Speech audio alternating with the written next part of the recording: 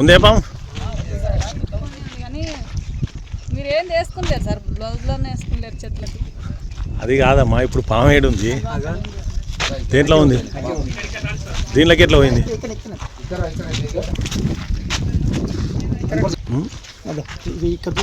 ఓ దానిలోకి ఎట్లా ఇరికిందా పాము? బాగా పెద్దగా ఉంది కదా.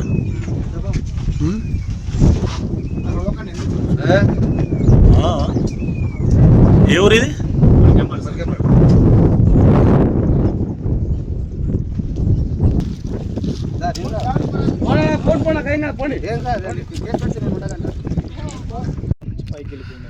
అంటే ఒడ్డు సదరం చేసుకుంటున్నా, మడి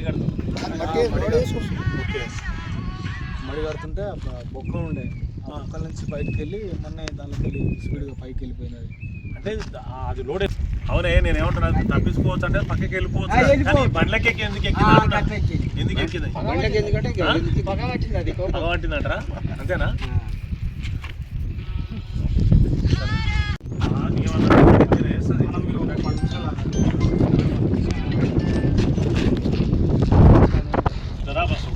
ఒకరు కూడా ఏమైనా ఎక్కించిన ఇట్లా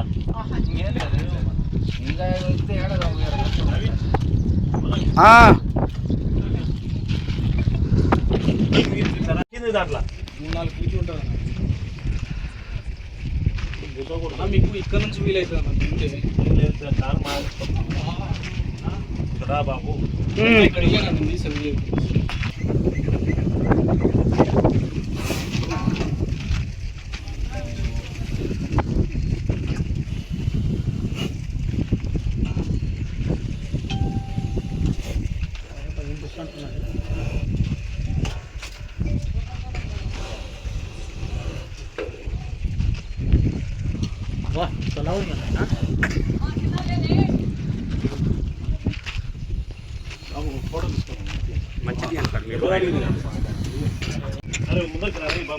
వస్తున్నాం.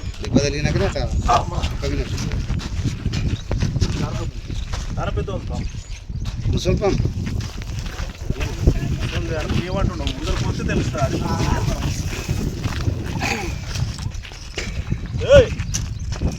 దగ్గరికి రా. ఎక్కడ పోతుంది? దూరం పోతుంది.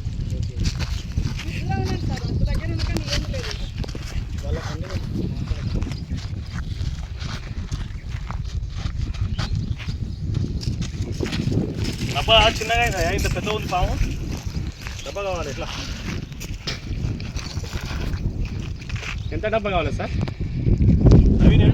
నాకు తీస్తున్నా, వస్తుంది మంచిగా వచ్చింది.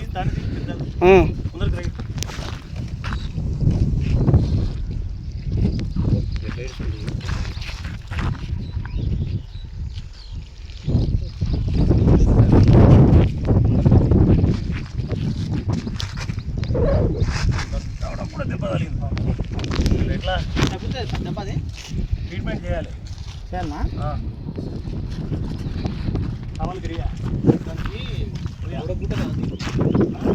టవల్ అంటే టవల్ అంటే టవల్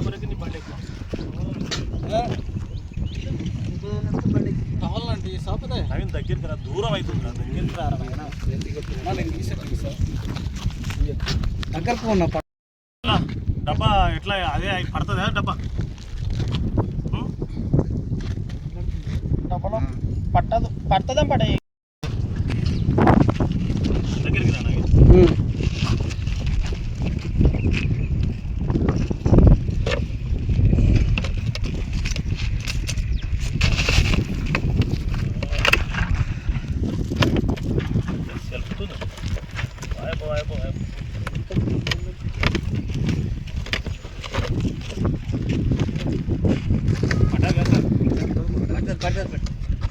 అది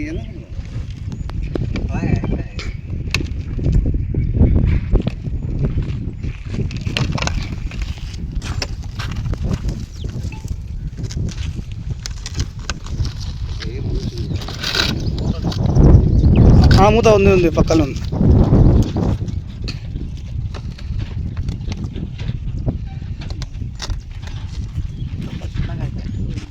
ఊర్లో ఏదైనా సరే డబ్బా పెద్దది దక్కుతాయి.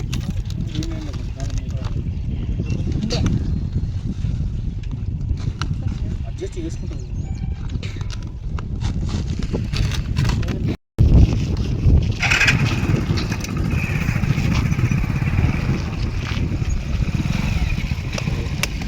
ట్రీట్మెంట్ చేస్తారా సార్ ఇప్పుడు? 25 తారీఖు నాడు 7వ నెల పొలికేపాడు గ్రామంలో వ్యవసాయ కూలీలు అనమాట. రైతు ఏం చేసినంటే వారి పొలాన్ని సదును చేసుకోవాలనే ఒక ఉద్దేశంతో ఒక జేసీబీని మరియు ఒక టిప్పర్ని ఆ టిప్పర్ని తీసుకురావడం జరిగింది.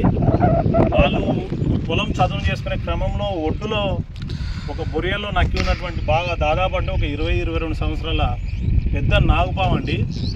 అది దానికి తలగంగానే కొద్దిపాటి గాయమైంది. ఆ గాయం వెంటనే ఆ పాము పారిపోకుండా ఎవరైతే టిప్పరు డ్రైవర్ ఉన్నారో అదే పనిలోకి మళ్ళీ వెళ్ళి ఆ ట్రయల్ కింద నక్కి కూర్చున్నది. పాపం ఇక్కడ ఉండే వాళ్ళకు కూడా ఒక భయం, ఒకటి బూగులు అనేది చుట్టుకున్నది. పాము పగబట్టి మా బండి ఎక్కిందనే క్రమంలో స్థానికంగా ఉండేటువంటి మీ పేరు మీరేగా ఫోన్ చేసింది అబ్దుల్లా మనకు సాగర్ స్నేక్ సొసైటీ వారికి ఫోన్ చేయడం జరిగింది. మనమైతే ఈ ప్రాంతానికి చేరుకొని ఇప్పుడైతే మీరు అందరూ చూసింది కదా, ఈ పామును అయితే మనమైతే ఆ టిప్పర్ నుంచి అయితే దాన్ని కిందికి తీసి బంధించడం జరిగింది. నేను మీ రైతు మిత్రులందరూ కూడా విజ్ఞప్తి చేయడం ఏంటంటే, మీరు ఏ పనులనే చేసేటప్పుడు చాలా జాగ్రత్తగా మీరు ఉంటూ ఏ పాము కూడా ఎలాంటి గాయం కాకుండా జాగ్రత్తగా ఉండాలి. వ్యవసాయదారులు ముఖ్యంగా ఇప్పుడు వరి నాట్లు బాగా నడుస్తున్నాయి కాబట్టి మీరు శరీరాన్ని పూర్తిగా కప్పి ఉంచేటువంటి దుస్తులు అంటే ఇలాంటి పాయింట్లు వేసుకోవాలి. లేదంటే పంచ కట్టుకున్న వాళ్ళు అయితేనేమో కిందికి వదిలేసుకోవాలి. కానీ ఇట్లా శరీరం కనబడేట్లయితే పాము కాటు జరిగేటువంటి ఆస్కారం ఉంటుంది. ఒకవేళ తప్పిదారి పాము కరిస్తే ఇట్లా మీరు ఏం చేయాలంటే ఇమీడియట్లీ మనం ప్రభుత్వ ఆసుపత్రికి వెళ్ళాలి తప్ప ఎక్కడ కూడా నాటు వైద్యాన్ని కానీ మంత్రగాలతో కానీ తాయితలకు కానీ వెళ్ళొద్దని చెప్పి సందర్భంగా చెప్తున్నాను. ముఖ్యంగా పాము పగబడతాయి అనుకుంటారు, పగ ఏం పట్టదు. కాకపోతే అది మిమ్మల్ని భయపెట్టడానికి మీ బండి ఎక్కి ఉండొచ్చు అని నేను భావిస్తున్నాను. మీరు అలాంటి అపోహలకు వెళ్ళొద్దండి. గాయపడిన పామునైతే నేను సురక్షితంగా హాస్పిటల్కి తీసుకెళ్ళి దానికి వైద్య చికిత్స అందించి పూర్తిగా నయమైన తర్వాతనే తిరిగి మళ్ళీ అడవిలో వదిలేయడం జరుగుతుంది. ఇప్పుడు కూడా ఆ చీమలన్నీ కూడా దాన్ని ఆ గాయాన్ని పట్టి పీకి దాని పామును చంపేటువంటి ఆస్కారం ఉంటుంది. కాబట్టి పూర్తిగా మారిన తర్వాతనే దాన్ని తిరిగి నేను మళ్ళీ వదిలేస్తానని చెప్పి సందర్భంగా చెప్తూ ఉన్నాను. మీ అందరికీ ఎవరికైనా ఏమైనా సమాచారం ఉంటే నాకు తెలియజేయండి. థ్యాంక్ యూ, ధన్యవాదాలు. గత 2 రోజుల కింద మనం పట్టుకొచ్చినాం ఒక టిప్పర్ దగ్గర. ఆ పాముకి అయితే పూర్తి వైద్య చికిత్స అందించిన అనంతరం సురక్షితంగా ఈ అడవి ప్రాంతంలో అయితే వదిలేస్తున్నాం. చాలా పెద్దగా ఉంది పాము, చూడండి.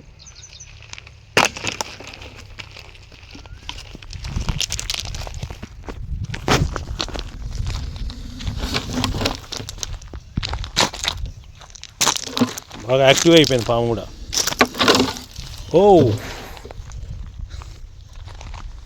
అయ్యో, డబ్బతో పోతుందారే రే, అమేజింగ్.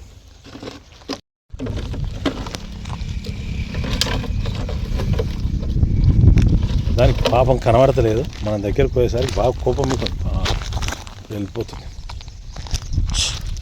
పో పో పో.